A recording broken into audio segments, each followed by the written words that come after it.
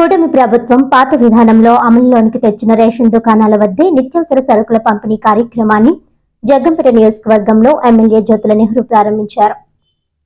ఈ సందర్భంగా ఎమ్మెల్యే మాట్లాడుతూ రేషన్ బియ్యం అక్రమ రవాణాను అడ్డుకునే సదుద్దేశ్యంతో కూటమి ప్రభుత్వం MDU వాహనాలు రద్దు చేసిందని అన్నారు. ప్రతి నెల 1వ తేదీ నుండి 15వ తేదీ వరకు ఉదయం 8 గంటల నుండి మధ్యాహ్నం 12 గంటల వరకు, సాయంత్రం 4 గంటల నుండి రాత్రి 8 గంటల వరకు రేషన్ సరుకులను పాత పద్ధతిలోనే లబ్ధిదారులకు రేషన్ దుకాణాల వద్ద పంపిణీ చేస్తారని తెలిపారు.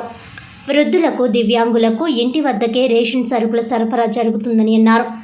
MDU వాహనాలు ఎప్పుడు వస్తాయో తెలియని పరిస్థితిలో కూలి పనులు చేసుకునేవారు పని మానేసి వాటి కోసం ఎదురు చూడాల్సి వచ్చేదని, దుకాణాల వద్ద రేషన్ సరుకులు ఇవ్వడం వల్ల వారు 15 రోజుల్లో ఏ సమయంలో కావాలంటే ఆ సమయంలో నిత్యావసర సరుకులు తీసుకునే వెసులుబాటు ఉంటుందన్నారు.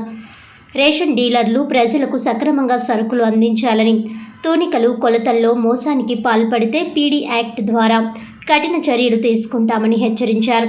ఈ కార్యక్రమంలో మారిశెట్టి భద్రం, కొత్తకొండ బాబు, అత్తులూరి నాగబాబు, చదరం చంటిబాబు, జీనుమణిబాబు, వీరంరెడ్డి కాశీబాబు, జంపన సీతారామచంద్రవర్మ, పాండ్రంకి రాంబాబు, జగ్గంపేట MRO రమేష్, ముండ్రు ఎర్రబాబు, వెంట్ర ప్రగడ రాంపండు, మంచికంటి శ్రీను, గంగిరెడ్ల దొరబాబు, కూటమి నాయకులు, కార్యకర్తలు తదితరులు పాల్గొన్నారు.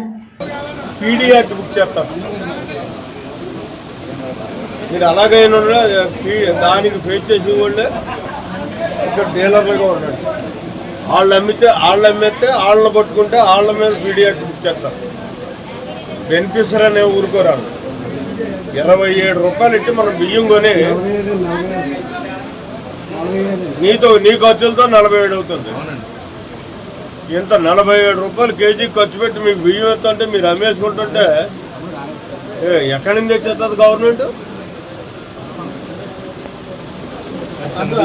ఆ ఫ్రాడ్ జరగకుండానే మళ్ళీ పాత మార్పులు తీసుకొచ్చాం.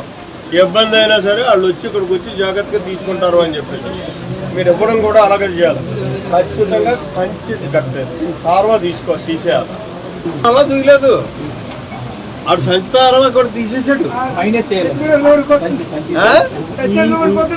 సంచితారవా కూడా తీసేసి బియ్యం